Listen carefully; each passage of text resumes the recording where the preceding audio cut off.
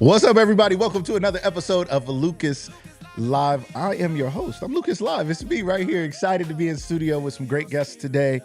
I have my wonderful friends from Habitat for Humanity right here in Eastern Central Ohio. I think that's what it's called. But they're located in Canton, but they cover a wide territory, and they're going to explain whatever that is. If I said it wrong, they'll correct me when they come on the show, but they're going to talk about it. If you've ever wondered about Habitat for Humanity, how do you get one of those Habitat homes? How do they choose people? How do they fund it? What's your credit score got to be a Habitat home owner? How does that work? We're going to talk to them about those things today. How can you get involved? You may be somebody who's like, you may not be like the best with a saw, but you like, I can use a hammer and some nails. You know, I can cut some grass. I can do something, and I want to give back. And you understand the importance of housing in a community and what that means. If that's something you care about today, I want you guys to stay tuned. Whether you're watching live or by replay, you may have just tuned in and you're watching this replay right now, and you're like, do I stay? Do I go? Stay. We also have my friend Jessica Danielle of Jessica Danielle Nails, Jessica Danielle the Nail Bar, North Canton.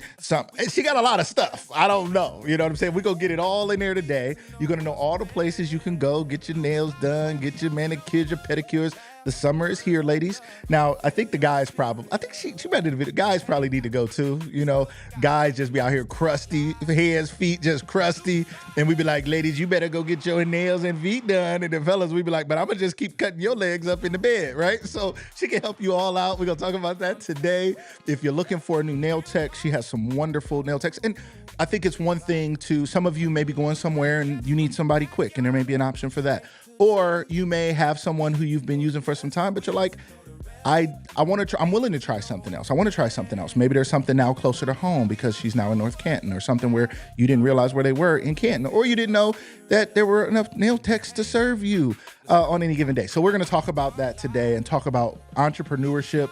If you guys know Jessica or follow Jessica, she is one of the most transparent entrepreneurs out there. And for all of us other entrepreneurs, we all look up to her in a way. And I tell her that. And because that transparency is not something that we often share out loud. We might share it to each other in rooms together, but we don't always share it with everybody out there. We don't always say, hey, everybody, I'm over here struggling this week. Hey, everybody, my stuff didn't come because of tariffs. She had all that going on. So many things that people don't even know. People think tariffs is only affecting Amazoners. I don't know what people thought, but that affected regular small businesses, right? My wife has stuff now. I mean, UPS will bring something to our door and they'll make her sign it and say, you got to go to this place and pay for it. And then once the tariff clears or something, then we'll bring it back tomorrow. She's like, but ain't it on the truck? They're like, yeah, but until you pay the fees, you can't even have it. It's like, people don't realize that, right? So we're going to talk about that today. You guys, as you guys are jumping in, make sure you share this broadcast as well, just because there's somebody else out there who needs to hear it. Maybe it's your family, maybe it's your friends. We want you guys to jump in and join us this morning. I can't hardly hear my theme music. Okay, it's still playing. Okay, it's there. You know, it's my little theme song. Y'all know I'm an AI person, right? And my daughter is a music purist. Now, I am too, really. Like, shout out to the Michael movie, Michael Jackson and all of that, which was absolutely incredible. It'll probably do $1 billion plus at the box office, which is insane. But I've also dabbled in Suno, which is a music making AI tool, and it's incredible. That's all I got to say. I have another client and I made their theme song for their podcast. And that's because they wanted a specific thing and I didn't know how to make it. I'm not a musical, like I didn't have one of the big people in the studio with some instruments like it was back in the day. I didn't know what to do. So I figured it out and did it in Suno, and it's super cool. I can't wait. They're going to have to let me share it because I think it's the best little theme song. So that's something that's super cool. What else do we have going on? I want to tell you guys about an event coming up. One of our sponsors that we work closely with is Mentor Stark. You guys know Mentor Stark. We're actually gonna have the team of Mentor Stark on next Friday. We have some great guests coming up this coming week. But they're having a bourbon bonanza raffle. I'm gonna say that right. Bourbon bonanza raffle. They're raffling off bourbon in this large pack. And tickets are only $50. There's only 200 tickets being sold. It's for a great cause. What Mentor Stark does in this community to help organizations with mentoring, to go into these schools and bring kids into experiences. We've had almost probably most of the media programs in Stark County in our studios over the years because of Mentor Stark, because they're going in there to bring those kids into real opportunities to be mentored by people in the field in the areas that they're actually going into. It is a powerful, powerful program, and we want you guys to check it out and support it. Consider, if you're a bourbon fan, or your mother or your father or your grandfather or someone is a fan of bourbon and a fan of supporting the community, this is a great way to give back. So check this out here, the Bourbon Bonanza raffle. It's featuring 1, 2, 3, 4, 5, 6, 7 different types of bourbon. I want to say those names, but I don't know my bourbons well enough. And if I mess it up and I'm like, it's the something that it ain't, I'm gonna feel bad. So you guys check it out. I see the E.H. Taylor. I can read that one. The E.H. Taylor is in there, and the Eagle Rare. They got some of that Eagle Rare. If you like that Eagle Rare, is in there. So you guys make sure you check that out. Take a screenshot of this right now. You can easily just screenshot it, whether you're watching this live or by replay. And then once you have a picture, this blows my mind. I'm telling y'all, when I first realized this worked, I'm going to say this for the rest of my life probably, because it blew my mind when somebody said you could take a picture of a picture, and once you have it in your pictures, you can hold the QR code down with your finger and it'll take you to a website. I was like, that doesn't work. I was like, that doesn't work. I was like, that's crazy. There's no way that works. And then it worked. And I was like, wow. So you can take a picture of the picture right now. You can take a screenshot. I'll freeze. So you got me in the picture too. Okay, cool. Good job. All right. So now you guys can have that. Go to that QR code, $50. You get into that drawing. And we're going to announce the winner live here on Lucas Live, May 22nd. All right, we will be announcing the winner here live. We're going to have one of those little spinny things. I think we're looking for one. And we're going to draw a name out of the little thing, and somebody's going to realize that they won hundreds of dollars worth of bourbon. I'm going to find out the value of this pack because it's got to be something insane. So if you're interested in that, you guys make sure you check that out. All right, ladies and gentlemen, without any further delay, our guests started sitting up. They was like, he about to call us. Let me get myself together. They was like, So without any further delay, I would like to bring on my friend, Mr. Brad Tyson, and a new friend of mine, Miss Courtney Brown from Habitat for Humanity. Welcome to the show. How are you today? Great. Thanks for having us. Yeah, 100%. Thanks I'm for excited. I mean, so the funny thing is, you're guests of mine today, but I was guests of yours. Danny and I came down to Habitat and got a chance to do a tour and learn information. And you guys went through a lot of stuff with us, which was really helpful for us to understand. I think a lot of people don't know the ins and outs of Habitat for Humanity. They're like, I don't know. They just make a bunch of people come build their own houses. I don't know what they be doing over there at the Habitat. You got to put in sweat equity. But people don't necessarily know what it means. But you guys are doing a lot in the community. To kick it off, and Courtney, I'll throw it to you first. To kick it off, what is the core of Habitat for Humanity, and what is the main purpose of the organization? Absolutely. And again, thank you for giving us the platform to share our ministry because, like you said, a lot of people see the branding of Habitat for Humanity, the logo, and they're like, oh, yeah, I know Habitat. And then you go, okay, so what does Habitat do? And it's like, something with houses. And there's just so Right. much more in that. But the core of what we do is we seek to put God's love into action. And by bringing people together, we want to build homes, communities, and hope. What people see are the homes. That's the evidence that there's work that's being done. And what we're trying to build under that surface is community. So that's neighborhoods, that's things like this, going out, doing events, and Brad will share some things that we have coming up. But what we're really after is hope in people, hope in a future, hope in a healthy family. And so we have in our program not just about building the house, but building the person. And we're not saying that a person should be what we want them to be. We want to give people a space to create the family and the home that they desire. And so we do a lot with education. We do a lot with mentoring. We do a lot with experience. Another thing we do, exposure to the people in this community who are rooting for them to be successful. Because when one family is successful, we're better as a community. And so that is the core behind what we do. And we are a Christian ministry, but we're interfaith as well. So we say we're unapologetically Christian and radically inclusive. So people can come to us of any faith, of many faiths, of no faith, but we believe that we're driven by our call from God that every person should have a decent place to live. And that's the core of what we do. Thank you guys for tuning in today, ladies and gentlemen. She just broke it all the way down. Absolutely amazing. Brad, I know you're a man of faith, Yeah. right?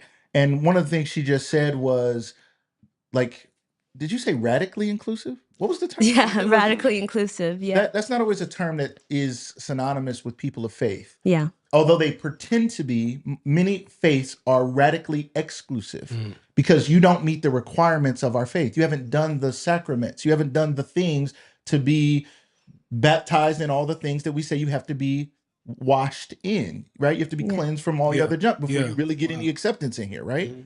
But you're saying there's an acceptance. Talk to me a little bit about how your faith, Brad, has played into your journey with Habitat Yeah. and how you've aligned your values with their values. Yeah. I think that first, being born and raised from Canton, to be able to work at an organization that really feeds Canton is a beautiful place. Like you said when you first were talking, stay, stay, stay.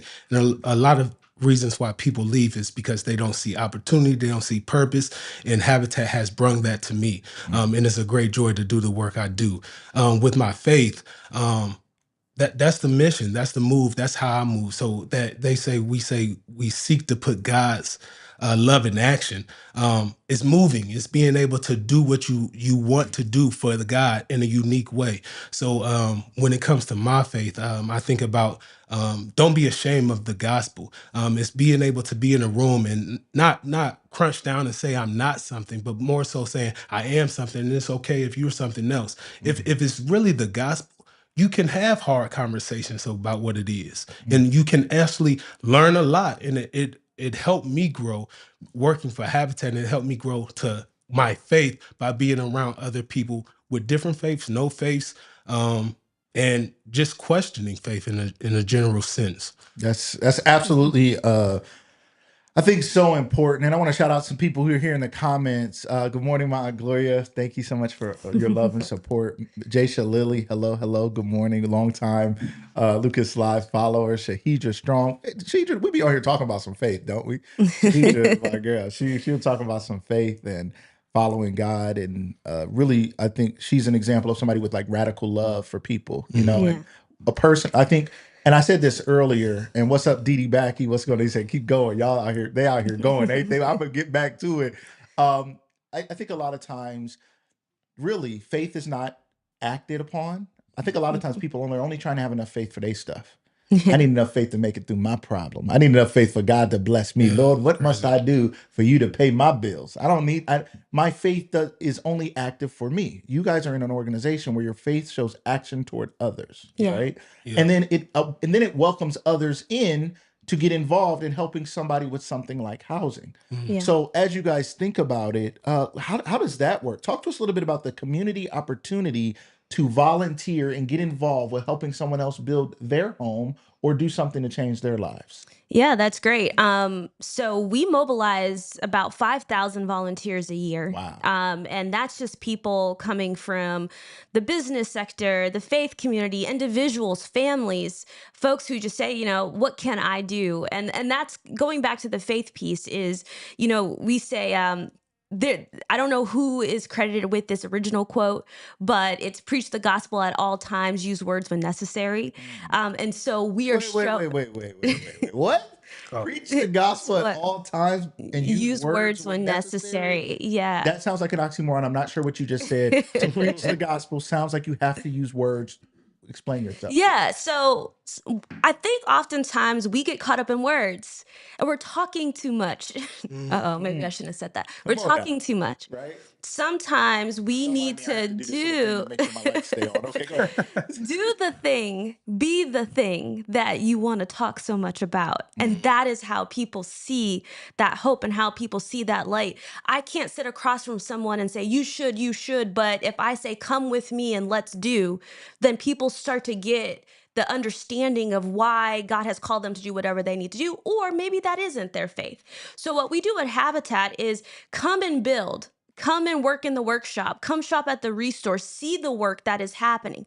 Because when you go to a house site and you go and there's no walls raised yet, and then you leave and there are walls on that house because of your contribution. Now, you may have bent a nail. You may not be a carpenter. You might not be those things. But when you get in your car, you say, because of me, something is different. and someone's life is going to be different because of what I've done. Now, that doesn't just increase faith for myself. That says, God, you're still willing to use me, even when I just show up with my hands open. And that's what we're doing at Habitat. That's volunteerism. That's community. Is just show up with your hands open. We'll find something for you to do. And at the end of that day, you will see the fruit of your labor. And maybe you came having your own issues. Maybe you came not having everything worked out in your own life. And that's the thing about, like you said, Lucas, that's so good, is we want faith to be just for us. Yeah. But faith can only be worked out. It can't be something that is worked in your own brain. It has to be worked out. And we're so embarrassed sometimes to let our faith play out in front of other people, but that's the testimony. That's when people see the goodness of God, is when your faith is worked out in front of others. And so when we go to these sites and all these volunteers come together, not only does that tell Habitat, there are people in this community who care about their neighbors, whether they live directly across the street or in Jackson or North Canton. They're saying, I care about my neighbors. But also for that homeowner who's out there alongside these volunteers, they don't have to feel like it's just me and my family against the world, because that's what a lot of people feel when they're down and out. It's just me and mine. No, when they get out there and 8 strangers are saying, let's raise this wall, it's like, wait, maybe it's not just me and mine. Maybe there are people rooting for me. And so all that community coming together to do what is necessary to be done, that's just ministry. It goes way far. And we had a woman who paid off her house, made her last house payment, and the volunteers were high school students that on her house 20 years ago. Wow. They wrote her a note as adults in their careers and saying that was one of the best experiences of my life 20 years later. That's the hope, and that's the community we're going after. Yeah. It's so amazing to hear. And I've had the chance to help with a Habitat home, and I went in there and bent some nails, as you said. It's like, I don't know how they let me build that house, but whatever, I'm going in. It's still standing, I can guarantee I'm it. still standing. I had my little tool belt on. I was a little box builder. I was probably like 16, 17. I don't know what I was doing in there, tearing that house up. And I got the chance to be a part of a dedication of a Habitat home, and it's really special. And I said this to you guys earlier. For me, my relationship with Habitat was tough because we applied as a kid. My mom did. I don't know what the requirements were, and maybe you guys can help us understand that a little bit. And we didn't get a Habitat home, and to me, it was like a Habitat home. To me, looked like a mansion. I was like, "Oh, they over there building whole homes, brand new." Right. It was over on. Over there by Walmart on 62 is where they were building them back then, right along that. What is that street? Armand. Like Harmont. Harmont, Yep, yeah. there you go. They were building Yep. right there on Harmont, and we were living in my godmom's basement at the time. We had lost our home. We had a home before. We lost it to foreclosure and things. My dad went to prison, and so we were going through a hard time. And man, I was like, wow, what a dream. Now, we didn't get a Habitat home, but it didn't hurt my sense of what Habitat was, though. Sure. It kind of opened my mind to there was something like this out there, and I've always had a love for it in a way, but I didn't understand what all Habitat really Sure. was. Yeah. So to answer the question about how do people apply, how do people qualify, how does Habitat work? Can you guys help us? Yeah. First, if anybody listening's in the situation your family was in, reapply. Come back, come figure out what it was, because we are extending a mortgage. So there are regulations and procedures we have to follow, but don't not reapply. Just come to the office, ask us what it was that stopped you if you were denied. But first we look for the ability to pay. So a family has to have income, 2 years of stable income. And those are mortgage procedures typically on our website, habitateco.org. And own a home tab, you can find those income requirements looking at that gross income. We work with people from 30 to 100% of the area median income. And those numbers are released by Housing and Urban Development for every county in the United States. So we follow those income guidelines. But here's the big thing about Habitat. We don't look at credit score, right? People are like, no credit. We don't look at credit score. Instead, we look at debt to income ratio. So how much debt do you have versus how much income?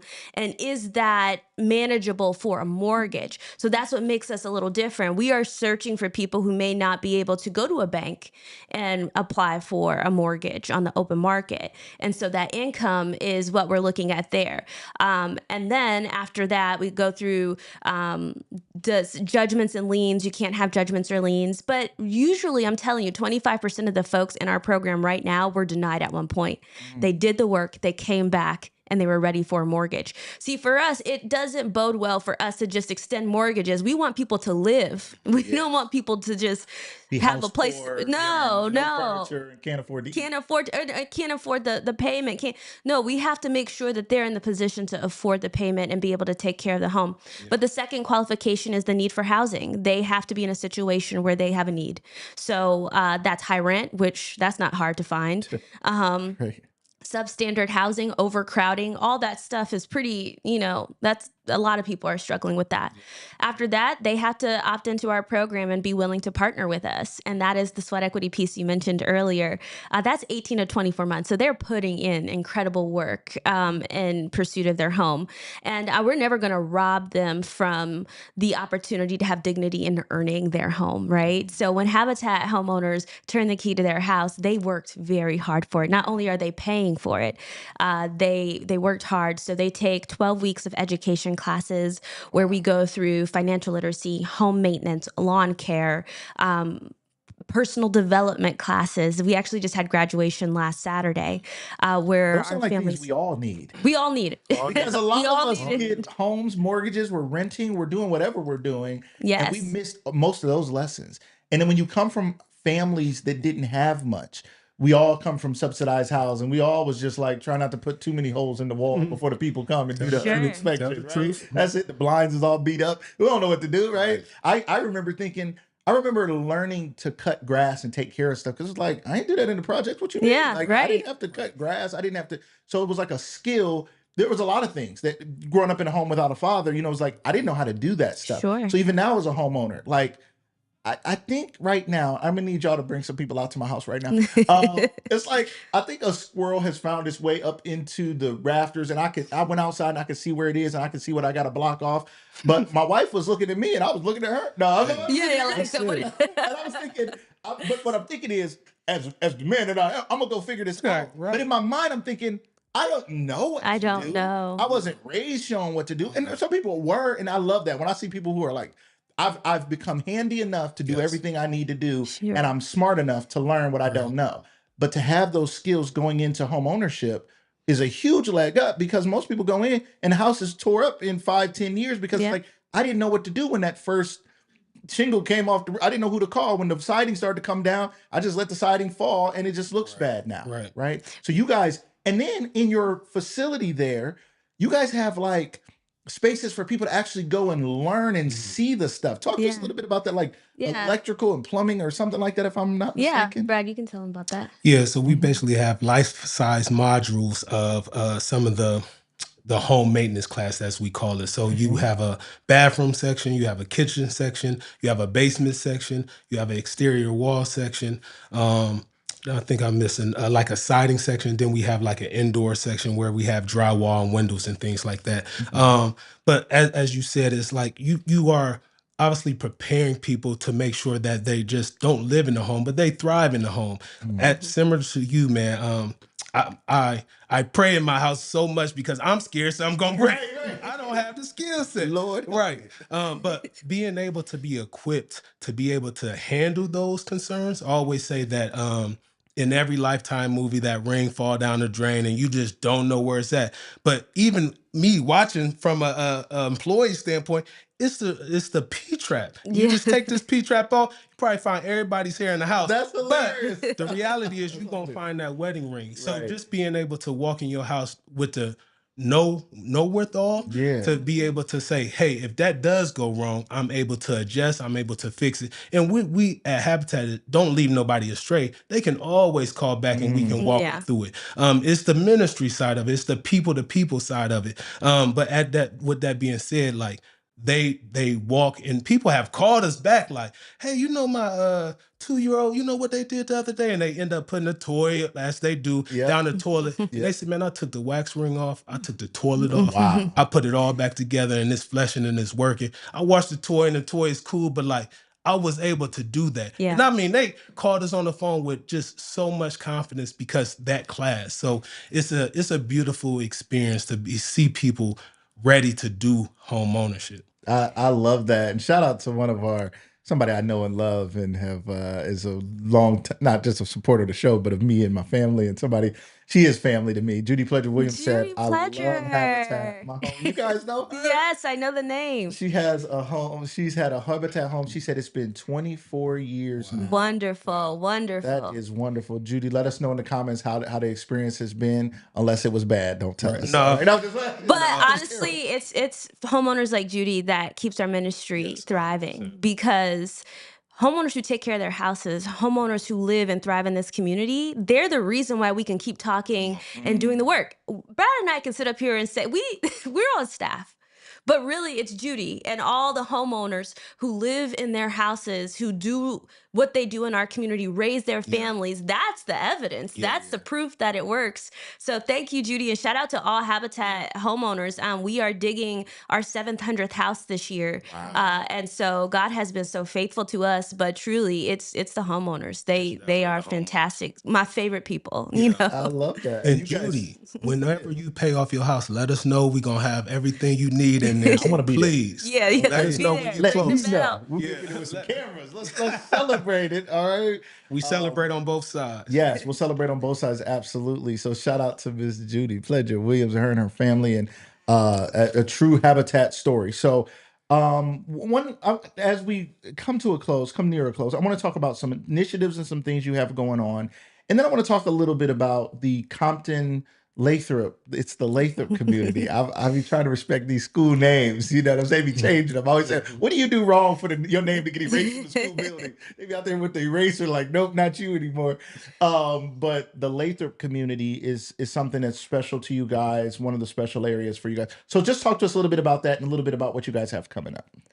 Sure. Yeah. So basically, the Lathrop community, which is Compton Learning Center over there, kind of by 14th and Cherry and Market, it's a unique neighborhood because that's where we built our first Habitat house over there, and it's still standing. And our homeowner is still in there doing her thing, paid off. Then we built our 600 house over there, but we have invested a lot of time, talent, and treasure over in the Southeast neighborhood.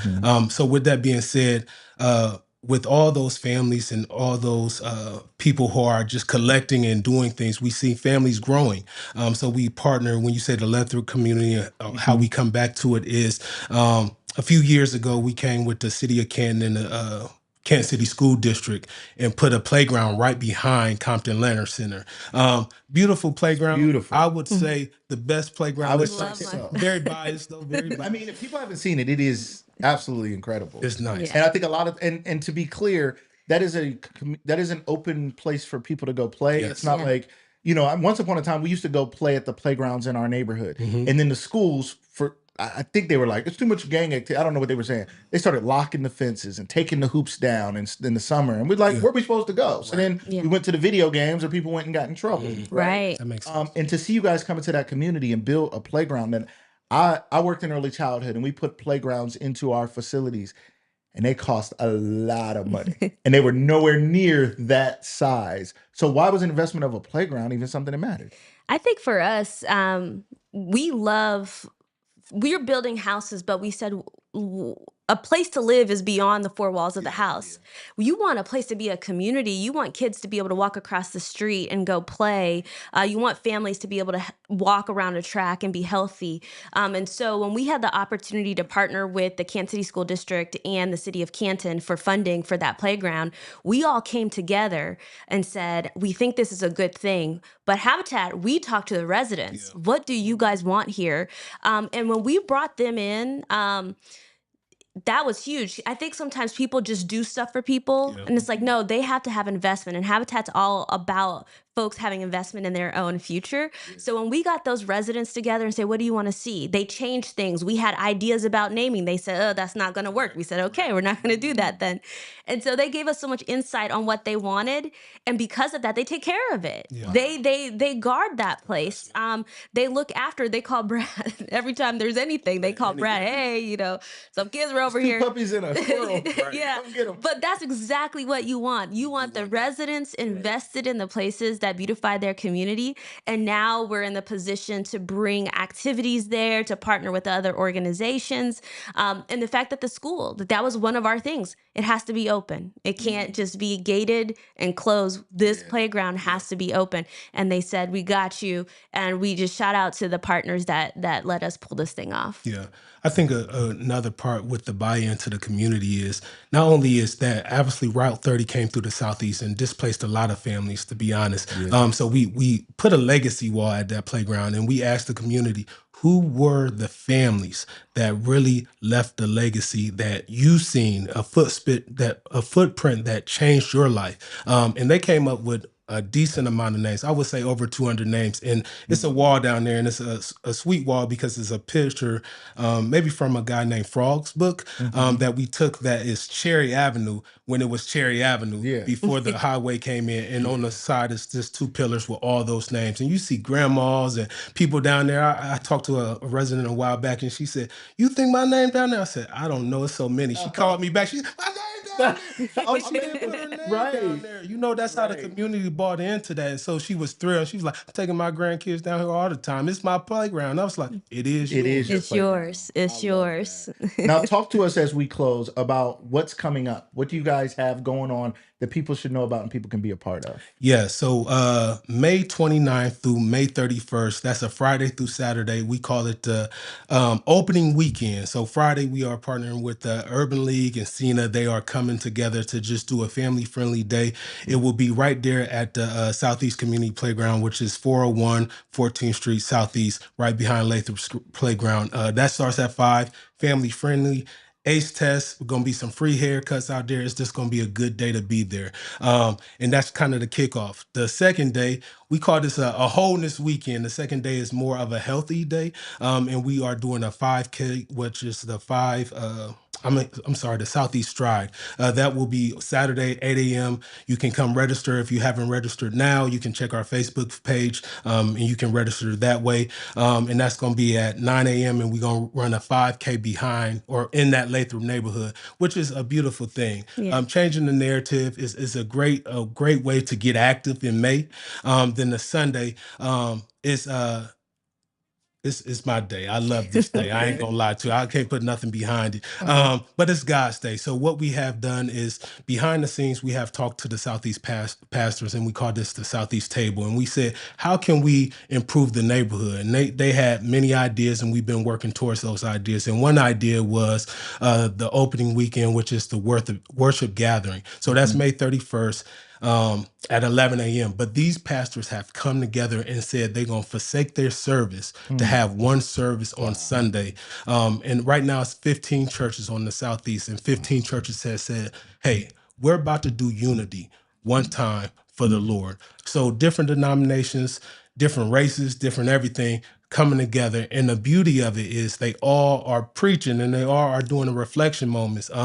So just thinking of a black pastor, just to be honest, Right? giving them 3 minutes. It's going to be 33 Man, minutes. 33. You're right. That's when Jesus died. So it's 33 minutes. 33 minutes, right. But them being able to honor that because they understand the purpose of going there. And when we say, it's the gospel going forth. It's the gospel going forth. If it's the community getting fed, it's the community getting fed. It's everything and above.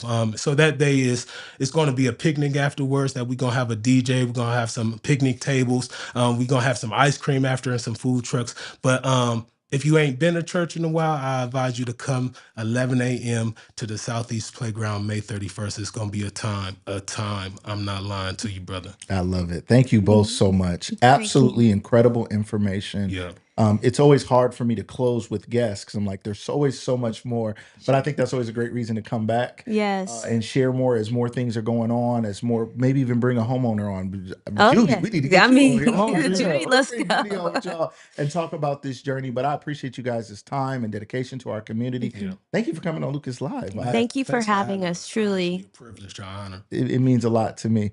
All right, ladies and gentlemen, we are going to bring on our next guest here in just a minute. We have the one and only Jessica Danielle. Does Jessica have a last name, or is her last name Danielle? We're going to find out today. Jessica Danielle Nails, Jessica Danielle. We're going to play this quick video. That video was something I saw on social media. It was inspiring to talk about why we make the decisions we make. It's going to play for 1 minute, and then we're going to be right back on. Don't go anywhere. Stay right there. Y'all listen to this video. I hope it inspires you and educates you and teaches you something you need to know as we get Jessica set up here on set. I'll see you guys in just a second.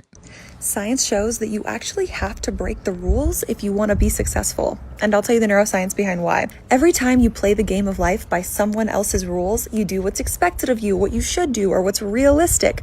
You're training your brain to stay small. Playing it safe wires your brain for mediocrity. And it takes you out of your authenticity, which is where you are the most magnetic. But when you start playing by your own rules and taking risks, your brain shifts. You activate exploratory networks in your brain instead of repetitive survival loops, which boosts dopamine and motivation because you're actually choosing your path. You strengthen your prefrontal cortex so that you can actually be the boss of your own life. You also shake up the default mode network, which gets you out of autopilot and into being the creator of your life. Feeling like you have agency over your own life is one of the strongest predictors of well-being. And when you're following everyone else's rules, you don't have that. Creativity literally requires deviation from established patterns. That's why every visionary looks delusional before they look successful. Following the rules might get you a normal life, but it's not the norm to be happy and feel fulfilled. That's why there's so many haters in this world. Life is a game, and the people who win are not the ones who follow the rules, they're the ones who rewrite them. You cannot use someone else's map to find yourself.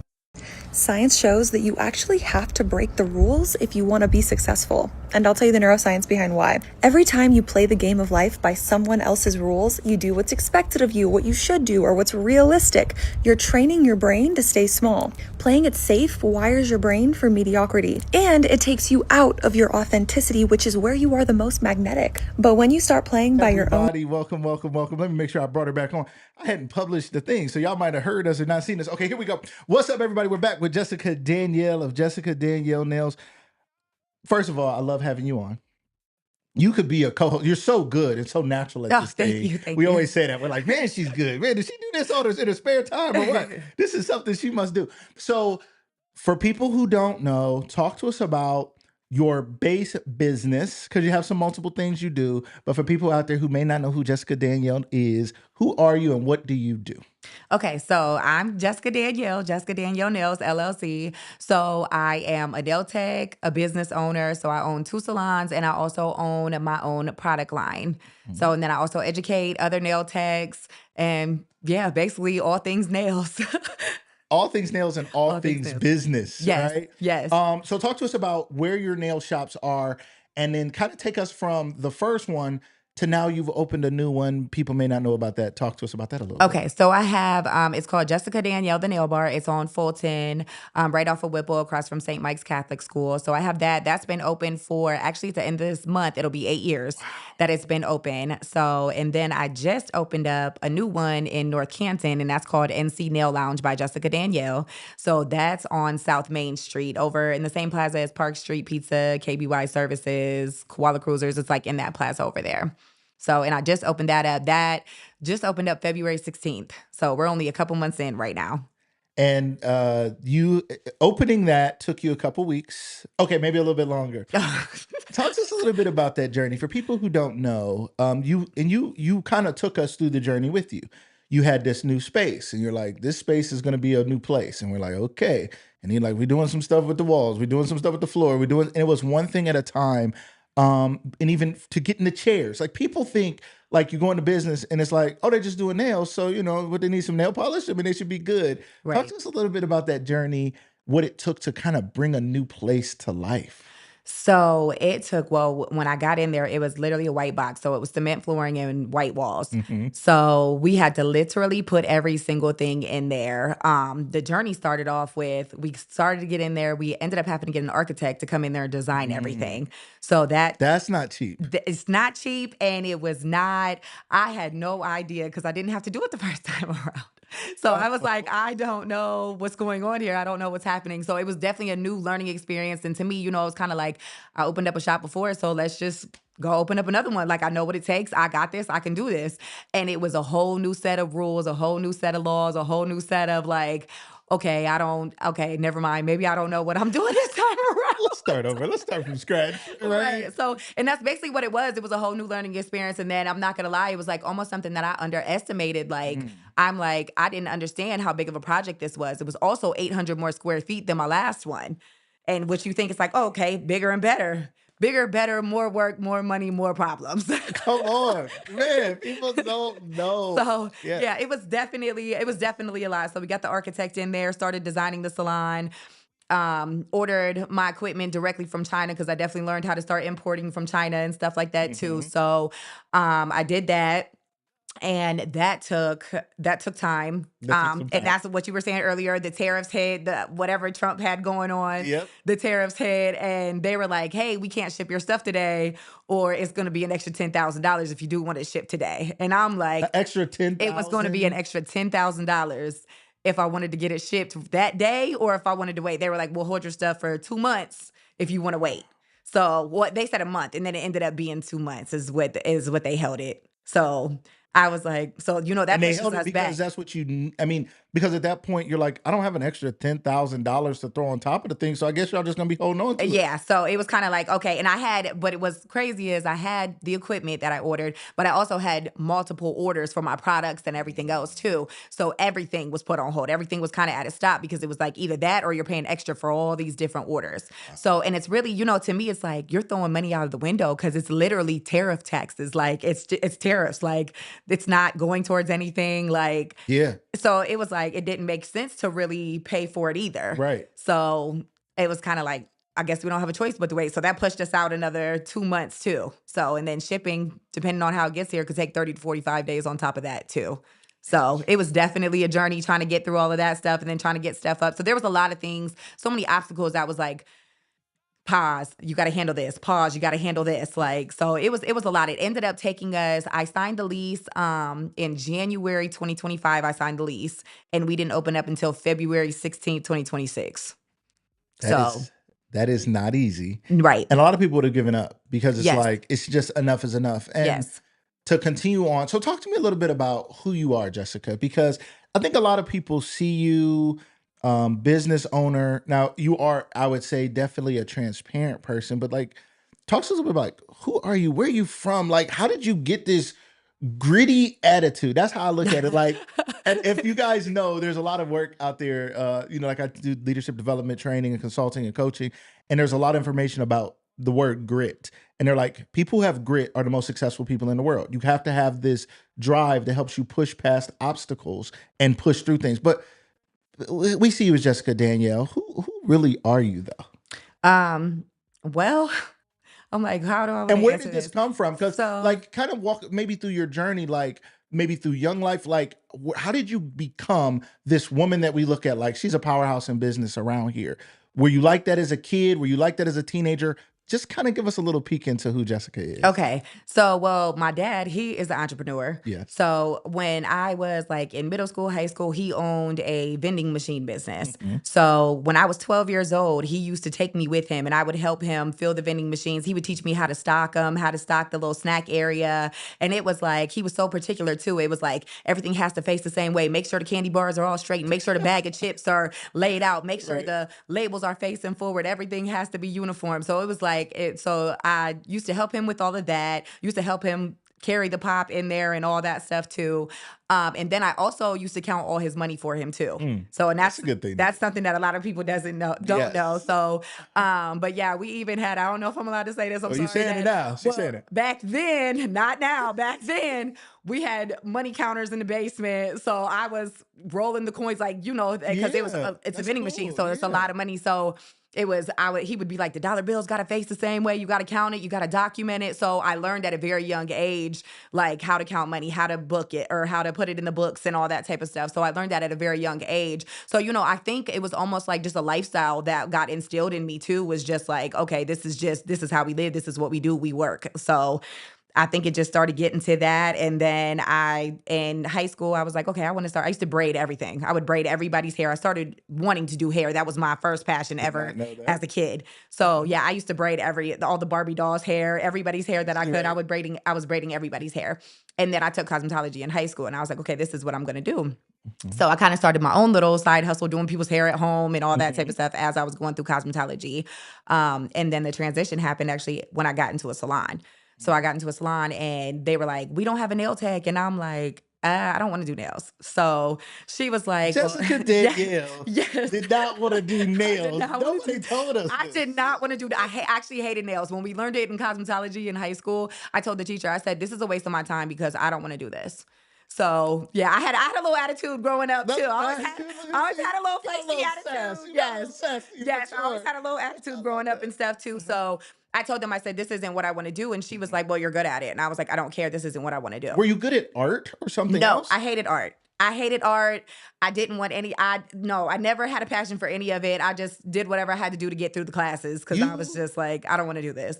That is absolutely incredible because to me, you seem like one of the greatest artists I know. Thank you. When I think Thank about you. artists, Thank people you. who truly bring art to their, shout out to my guy Berger. He's a barber. He's like, he can draw. He's an artist for real. So when he cuts hair, cuts designs, it's an extension of the fact that really he could have drew that picture for real. Right. So when I see you doing the gems and the jewels and the this and the that, I'm like, I don't have the patience to sit there and do some of the things that you're doing. And then you're always learning on top of it, right? So talk to us a little bit about the fact that you went into a field, first of all, that you did not have a desire to do, but you were naturally gifted and good at it. But then you still have stuff to learn. Talk to us about that because in the entrepreneurial journey, in the journey of life and business, in the journey of parenting and all that whatever it is, we have more to learn. Right. And a lot of times we look at everybody like they're just gifted and that's it. And I'm just not. And so I don't have a chance. Talk to us about the need to be willing to continue to learn. So, cause especially entrepreneurship, like you never learn everything. Yeah. I feel like it's just a constant. That's why they say it's a marathon because you never stop learning. There's always and then there's always something new. There's always something coming out, especially like in our industry, the beauty industry. It's constantly growing. It's constantly growing. It's constantly, new trends coming out, new things coming out. So it's something that you definitely have to keep up with, keep your eyes open. I do a lot of research. I do a lot of research on my like off time and stuff. Even if I'm just sitting looking at Instagram videos or YouTube, I learned a lot from YouTube when I was first trying to learn how to do nails. But it's a constant learning process and even business and stuff too. Like I'm constantly looking stuff up, looking to find out new things, looking how I can get ahead. And once I learn one thing, I'm like, okay, and I'm one of those people like, why? Why does this work like this? So I always have a ton of questions that go behind. It's like, okay, you need to do this. But I'm also like, okay, I need to do this, but why? Why do I need to do this? I like to understand everything too. And that's one thing that I always make sure that I do is I understand what's going on, why I'm doing it, the reasons behind it. That way, when I'm also teaching it to somebody else, I can be like, this is what you're going to do. This is why you're going to do it. So that way it sticks with you more instead of just somebody being like, this is what you need to do. Yeah. So it sticks so much more when it's like, this is what you need to do, but this is why you're doing it. So it gives it the purpose behind it too. So it makes it so it sticks better. I love that. There's a great book called Start With Why, and a lot of times people don't. As leaders in business, as leaders in life, we want people like do it just cause. Right. And I always say, even if you don't give people a why, they're wondering. They want to know. Right. They're in their mind. They're like, but why? And they'll go talk to other people when you're done with the meeting and be like, why are we doing this? Who's she thinking? Why would we change this? So giving people a why is a very powerful thing. When you think about yourself in the community, how do you see yourself? Because this is something that I think is hard. It's a challenge for me because people come up to me, they know me, they're like, whatever. And I just see myself as a gifted, talented person, but also I'm just a regular dude. I feel like I'm me and I'm just here to be great. Like I have this real confidence. Like I know what God made me. Like I'm him, right? And at the same time, I'm him, because of God. And I just want to do all that he wants me to do and use all the power that he's given me to be as good as I am. And so people's perception, I don't know if I'm perceiving myself the way others perceive me. And I wonder that about you because like I said, you're somebody who I look at as a role model. And I don't know if you are conscious that so many of us out here are looking at you like, this girl is not just doing nails. She is really telling a story and really doing business and really doing family and really doing life. How do you perceive yourself and how do you kind of balance that? A balance. Ooh, that is such a, I don't ever feel like there's balance. Right? There's no balance out So there. I don't know. And honestly, I kind of just like, I don't really look at it like that, I guess. I kind of just am like, I guess in a way I'm kind of like I'm just doing me. Like I'm trying to do what I can. I'm trying to leave something for my kids. I have 2 boys. So I'm just trying to do what I can for them. I'm trying to leave them with a legacy. I'm trying to leave them with my main thing in life is I want them to never have to work like I did or try to get it out the mud like I did. Because I literally started, my parents bought me a $75 plastic nail table when I first started. And then basically it was kind of Here like you take it from go. there. Yeah. So it's Right. kind of like take Go it from be there. great. Right. And like I don't think people realize too, like how much has went into that since then, like all the long hours and sacrifice and all that type of stuff, because people don't understand what all it takes to actually get to be quote unquote successful too. But to me, I'm like, I'm just striving for the goals that I want and to live a nice, peaceful life. And I'm like, if I can help people along the way, it's like, it gives me such a good feeling too when I can like help people out or try to like help them build their career. Because I had people along the way that helped me out and took me under their wing. And like I've had people literally tell me that. Like they're like, I'm gonna take you under my wing and I'm gonna help you. Right. And I'm gonna help boost you. So and obviously was willing to like soak that up and take that and level myself up with that too. So it's kind of like it's like we all need somebody like that. So it's like if I can help somebody else out that didn't know and just help them get a little bit better and help change the trajectory of their family, like You've done. dope. Yeah. I love that. So, and the older I get, the more I'm like, living in purpose is really so important and it's so fulfilling too. So it's like, yeah, I do nails and I love doing nails, Yeah. but the purpose that goes behind it is like, it's amazing. It's so much more rewarding than Yeah. even what people see as like, oh, you're this successful businesswoman, which half the time I'm like, success, okay. But to me, I'm like, successful is like when I don't know. It's like when you find that financial freedom, I and it's like know, a whole right? nother level Yes. unlocked. So to me, I'm Yes. like, I'm still striving for what success is to me. So I'm like, successful, I know, right? I'm all eh. right, right? I'm not hungry, but Yeah. So, but it's a lot. But what you were saying there too about like the grit, Mhm. it's you're not motivated every day. That's Actually, most days good. you're probably not That's a motivated. great So, point. but it's like it's really the discipline of just being like, okay, this is what I said I'm gonna do. Even the shop, there was multiple times that I was kind of like, man, what did I get myself into? And I was literally exhausted. I was only doing nails 3 days a week when I decided to open up the salon. And then after rent started kicking in, I'm like, I gotta pay rent for 2 locations, and I'm only making One this location room worth right of here. stuff. So Right, I'm like, right. okay. So I went up to 6 days a week. So I'm up 6 days a week, 2 kids, a household. So I'm like, Yourself. You're saying you yes, started doing nails 6 I days a started week. doing nails 6 days a week This is an myself. important thing that people don't always understand too. And shout out to everybody out there. Let's shout out to Carmela says hello. You can see her on the screen. You can turn toward that Okay. screen and look at it. You don't gotta scoot away from the mic. Why she Oh. keep scooting so far away from the mic? Just look at the screen. Okay, whatever. Carmela says hello. She says, go Jessica. And Amanda Pagnuco, what's up? What's up? She said, boss business. What's up? What's up?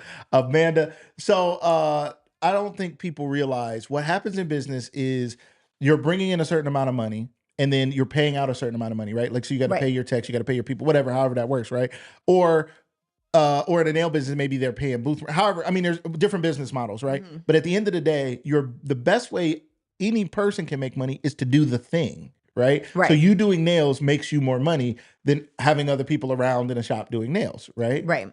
So same thing for me. Video editing, hosting shows, doing things, the literal work of the business. I get to keep more of the income. And at times when the business is shrinking, I'm like, Mhm. well, I can't afford to outsource that. I got to Right. do these edits. Right. I can't afford to outsource that. I got to do this thing. I can't afford to hire somebody else. I got to do more stuff. Right. So we get into these places. And then the hard part is when you're in that space, you don't have the time to work on the business because you're so busy working in the Yes. business. Yes. And that's a catch-22 because it's Yes. like, I need to work on the business because that'll help me grow and everybody grow. But Mhm. right now, based on the finances, it's telling me I need to be in In the it. business, Yes. doing the things. It's like cooking dinner versus going out to eat. It's like, yeah, it'd be nice to have somebody else cook the meal, but I'll save a lot of money if I cook at home. But that takes a lot of time. You said Mhm. balance earlier, which is very hard to have.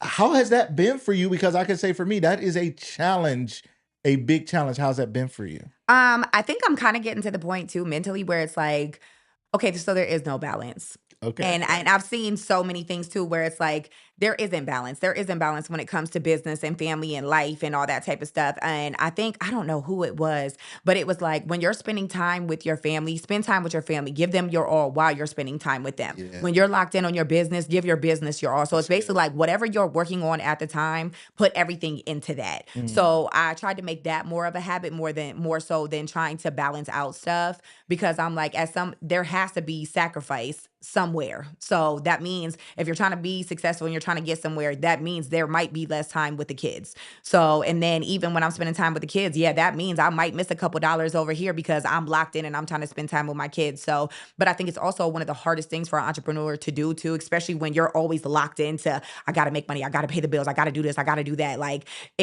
it's hard to break away from that too. And it's like, I want to spend time with my kids. So that's even something I'm working on still perfecting now. It's like, okay, when I'm with my kids, spend time with them. Make sure I'm making family time and doing what I need to do over here. And then any other time, it's like, okay, guys, now mommy has to get it. Right. Y'all want to eat, don't y'all? Y'all like these lights and stuff, don't you? Yes. Don't you like it? Right. Sure is cozy in here with this No, heat on. seriously. Right. So talk to us about, okay, so as a mother and an entrepreneur, do you ever feel guilt for not being there as much as you want to be? Man, yes. Yes, Talk absolutely. to us about that because I Um, think that's a reality that people don't always see, that myself included. Like sometimes it's like, my daughter has a track meet tonight. I'm gonna be at that track meet and I'm not gonna be doing a million things, but I might be doing a couple things. And I'd be like, let me Yeah. break away. Let me make sure I'm locked in. And I feel bad. yeah. So talk to me about that. So I don't think there's any way around that. I'm not gonna lie to you. I think it just comes with the territory. I got my baby just turned 3 on Monday. I knew our light was gonna do this odd thing. Don't mind that. I just turned Your he baby just turned 3 on Monday. Yeah. Congratulations. Yes, my Love baby that. just turned 3.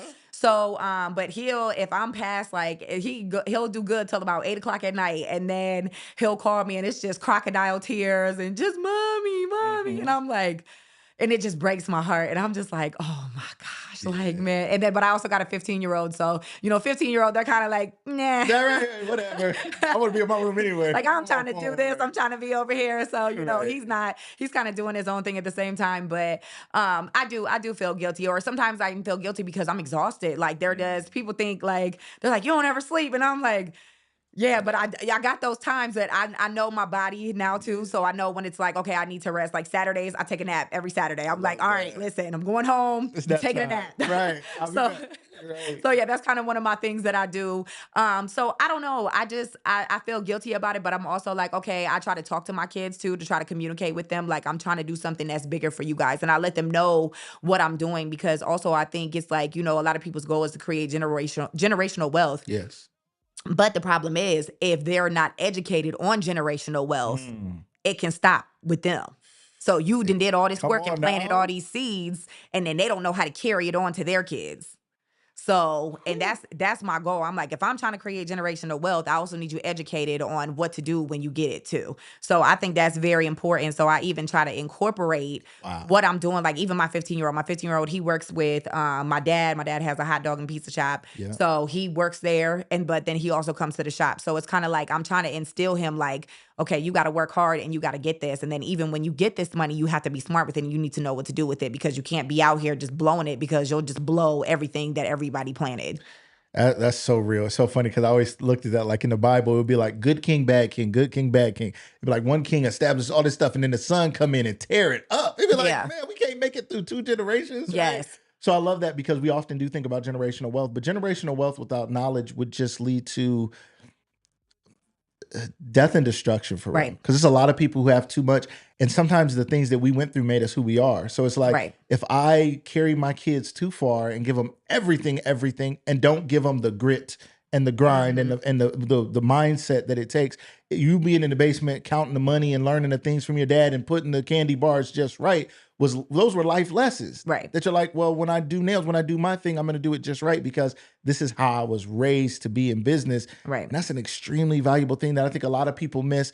I think the piece about the guilt as a mom, I think, is an important thing. We just celebrated Mother's Day. Happy Mother's Day, by the way. Thank you. You're welcome. And I think it's just a story that needs to be told and not to make people feel guilty. It's not me saying you should feel guilty because we all working too hard, but that we have to find a way to balance it. And I love what you said about when they said it in the movie Hitch with Will Smith, which is one of my favorite movies. He was coaching Kevin James, who played Albert Brenneman, and he was telling him, he said, one of the lines he said was when you're in the room, be in the room. And he was telling him about presents to meet this lady, but he was saying, when you're in the room, be in the room. And it's something I try to be more conscious of. Like when I'm in the room, be in the room. When I'm having that moment talking to my child or my children, try to be as present as possible, because a lot of times we are present and absent. We're physically present, but we're absent in our minds because our minds are on a million things. And then we're thinking to ourselves, but if I don't keep these million things going, ain't none of us gonna have nothing. So that is a challenge of an entrepreneur that I think a lot of people don't see. Right. And you live that out. Let's talk real quick about building a team.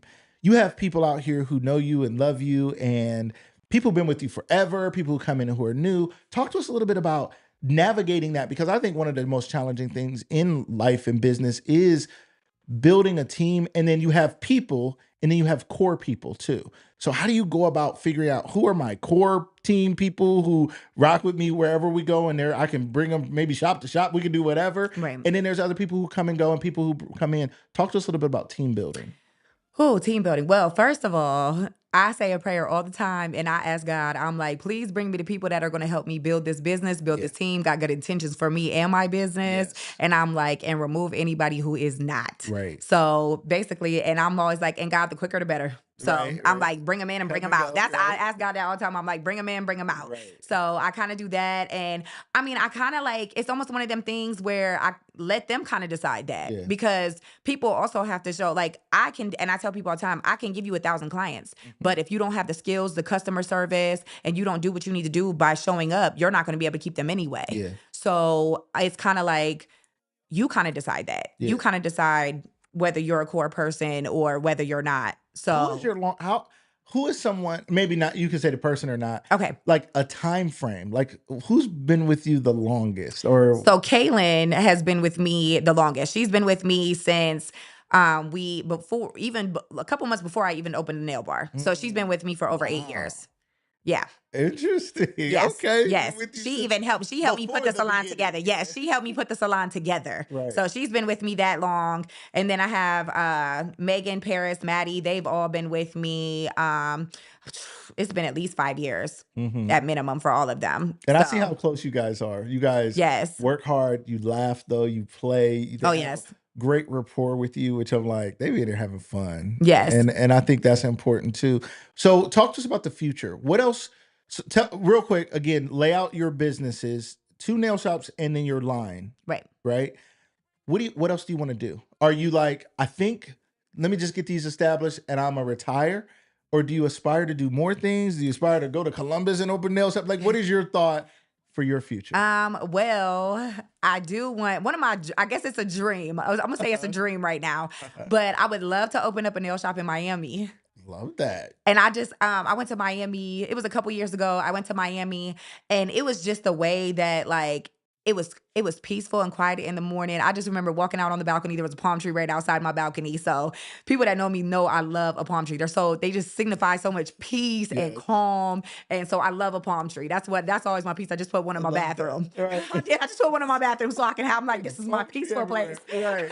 Y'all stay out of my bathroom. Literally, stay out the bathroom. This is my peace. Leave me alone. Yes. So I have a palm tree in there, but I just love that. And so I walked out on the balcony and I would do my devotion in the morning and stuff. And then when we would go out and be walking down the sidewalk, it was just upbeat and people walking down the street listening to music. And I'm like, everybody's just minding their business. I'm like, you do this in Canton. People gonna be looking at you like, I know, right? What are you doing? Right. So too much. So I'm like, yeah. So I was just like, oh my gosh, I love the vibe down here. It's just so upbeat. So I'm like, I would love to put like a nail salon, because of course, like our beauty industry, like we're definitely like, we're an upbeat type of thing too. So I just love the vibe, and I thought it would be so fitting for like the type of artwork we do and all that type of stuff. So, and then when I was down there, they loved my nails. They was like, "Oh my gosh, you could charge so much down here," and so I'm like, Hey, no, here I come. Here I come. I'm coming. so, but it was just amazing. I just liked the vibe. I don't know why, and it just stuck with me, and that's been like probably like maybe 5 years since I've done that. And it's just, I don't know. It's just, so I don't know if it's just a dream or I just was feeling it or it's just a good vacation. I know, don't right? This is a vacation in my But stay it's here. always been in the back of my mind. Like I would love to have a salon in Miami. Not necessarily live there, but would love to have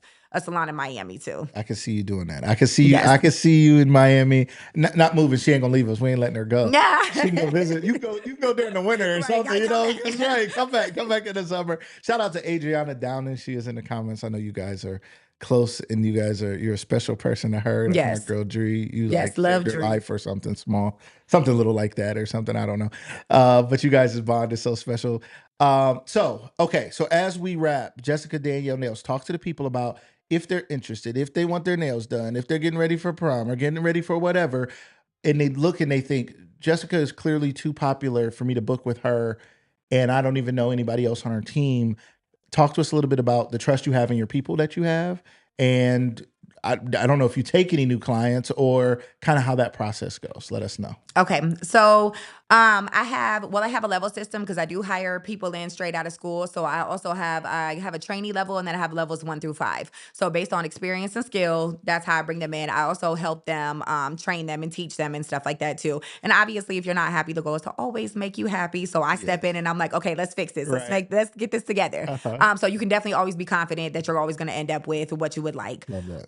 So that's number 1. And then me personally, my books are marked off right now. As soon as I opened up the new salon, I had to mark my books off. That's fair. I'm actually very transparent. I'm in a very overwhelmed state. Thankful and grateful. So thankful, but I'm very overwhelmed. It is a lot trying to navigate into having 2 different shops. Yes. And then still trying to do nails, kids, household. My house flooded a month ago. So That was wild. What was going on? Quick story. What in the world was that? Because I seen the video. I'm like, is it Okay, raining yeah. in her So house? the supply line underneath my vanity, somehow it was a brand new bathroom, 3-year-old bathroom that I got remodeled. The supply line underneath rusted and busted, flooded all 3 levels of my house. It was jetting out for 6 hours. So half my house flooded, all 3 levels. My warehouse is in my basement. So my nail products are also in my basement for my nail product line. So 25% of my nail products did it. My office was beneath my bathroom. So my whole entire office flooded. So they had to gut it down to the studs. Mess. So I'm still dealing with that. Thank God for insurance. Yes, thank God for insurance. Yes. So if you're a homeowner, make sure you have insurance. Otherwise, You're gonna be crying. you're gonna be homeless. Okay, or living in a pool. Okay. So part of business that you don't know, but I got up the next morning, went right to work. Like we got stuff to handle. Let's just get it done. Get it done. It's like, what is that? Yes. So my books are marked off because I have a lot going on. Right. But I have amazing people that are in there working on building their careers that are doing a great job. So we have the nail bar on Fulton. You can book them. It is Vagaro.com. Well, you know what? You can go to JessicaDanielleNails.com and that takes you everywhere you need to go. Okay. So Love that. JessicaDanielleNails.com has the product line, and then you can scroll down and it has both locations on there. So you can pick one of the locations to book. So you can do that. I have 2 Instagrams. I have one is JD, I think it's JD the Nail Bar, and then the other one is NC Nail Lounge. And then I actually follow the employees. So we only follow the employees. So that way you can see who all works there. So that way you can get directly to their pages and see their work and stuff like that too. So Love that. I have that. Then we have the Facebook pages, which I'm actually working on trying to get to the part where we're advertising them more so that way they can check them out and stuff like that too. So we're on Facebook, Jessica Danielle, the Nail Bar, NC Nail Lounge by Jessica Danielle on Facebook. So you can follow those pages. That'll kind of show you everything as far as that goes too. So, and then the product line, of course, if you're a nail tech or up and coming nail tech, Tell them. you can go to the JessicaDanielleNails.com. That has all the products on there. The 75% that made it. through the rain and the Yes, storm. yes, That's what I yes, was yes. supposed to So yeah, we got 75% probably 75%, right. still good, and Still we're working on good, replacing not everything as wet. fast as possible. So yeah, you can do that. And then hopefully within the next couple months, I'll actually be back to teaching classes. So and teaching how to do the nails and stuff like that too as well. So be on the lookout for When the that as overwhelm is well. over. I'll definitely be posting about Right it. after the overwhelm. Yes, That's when that's coming back. after the overwhelm, after I can kind of catch my breath a little bit. Is the busy So. season? And this is just a sidebar question because is there a nail busy season and is it in the summer? Yes, the summer is busy and it kind of goes, so I tell everybody it's a roller coaster. It definitely is a roller coaster. Summer months are definitely busy, drops back off a little bit in the fall, picks back up around Halloween, Thanksgiving, Christmas, drops back off around New Year's, kind of Valentine's Day, and then picks back up, when tax season, March, April, and then yeah. Season. That's hilarious. But I got my money. I'm getting my nails and my No, hands, literally. my toes But done. I always tell people too. My dad told me a long time ago. He was like, "You don't need hundreds of people in your clientele, Jessica. You need thousands." So he was like, "So that way, when people are coming in and out, he was like, when people are just because he's like, people would decide, hey, I don't want to get my nails done by her no more. I want somebody new. They might just want to switch it up, or I'm not getting my nails done right now because I might have the money, or just I need a break. Whatever the case is, life gets us all. Yeah. So he's like, you need to be able to have people in rotation that as soon as if stuff filters out, you can filter right back in and do it new. So I honestly just never quit building a clientele. I love it. And I love the content, right? We're in the content game here at Yeah. Lucas Live Media and Footage Fusion. And so putting out content tells the story. People forget how fast people forget that you do what you do, that we have a team to do what we do, that we can do this art, that art, that we can have nails that match this holiday and this season, that we're doing this. Yes. People forget. It's very odd, but people aren't thinking about it, or they're not thinking about themselves enough to say, I'm willing to invest in get my nails done, my feet done, whatever. I can just do it myself. And then they see something you put out there and they're like, it's worth it for me. Or I have an event coming up, or I have a wedding. They may not be the person getting married, but they may be the person going to a wedding or in a wedding party or whatever it may be. And they realize I want to come and get my nails done, right? So I love that. Not hundreds of clients, thousands of clients. You keep that pipeline full, keep things moving. Jessica, keep inspiring us with your content and keep telling the story. I'm going to be more transparent too. I mean, I'll try to do on here, but oftentimes when you're going through it as an entrepreneur, and entrepreneurship also has some beautiful things because there are things that you can do and be at and go to and take the time off because you need to. You can go take a nap on Saturday and you don't have to check with nobody and be like, is it okay if I clock out? And they be like, I'm out. See Right. y'all in a couple hours. I can Right. do what I want to do. But that transparency has been so helpful and it's resonated so much with me. It's been one of my favorite things. I also like your posts, even though I don't get my nails done. I'd be like, they probably be like, he's about to get his nails. I don't get my nails done. I'm sorry, not yet.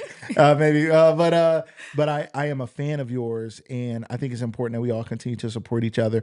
Thank you so much for being a sponsor. You've done so much in connection with us too. A lot of people don't know that you seeing Lucas Live Media from season one is something someone to trust to advertise with, somebody to work with. People don't know that. People don't know that behind the scenes, if we don't lock in together and all of us businesses don't lock in together, we're not going to have the success. It's one thing to sit back and watch. It's another thing to say, I want to be a part of what they're doing. Thank you for being a prom advertiser with us. We just had a great prom.